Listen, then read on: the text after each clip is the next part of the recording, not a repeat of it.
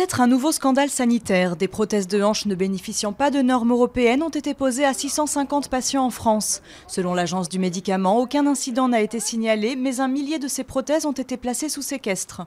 Le fabricant Cerravert, numéro 2 français de la prothèse orthopédique, s'est défendu, arguant qu'il n'y avait pas à ce jour de suspicion d'un risque sanitaire.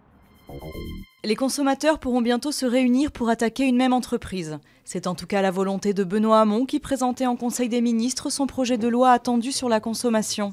La mesure phare du class action à la française permettra aux victimes d'un même préjudice de se retourner collectivement via les associations de consommateurs.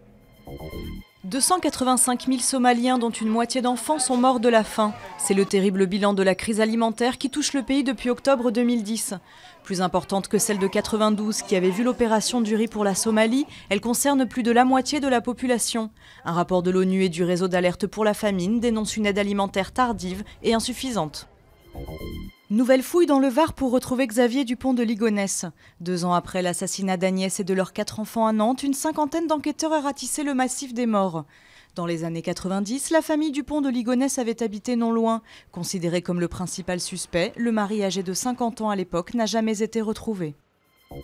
De la baignoire à la mer, il n'y a qu'un pas. Le canard en plastique géant Rubber Duck fait escale dans la baie de Hong Kong. Œuvre d'un artiste néerlandais, il veut montrer que les eaux de la Terre sont comme une baignoire et que pour nous y baigner, nous devons nous assurer qu'elle est propre. Depuis 2007, le canard a entrepris un tour du monde et il a déjà parcouru 9 pays.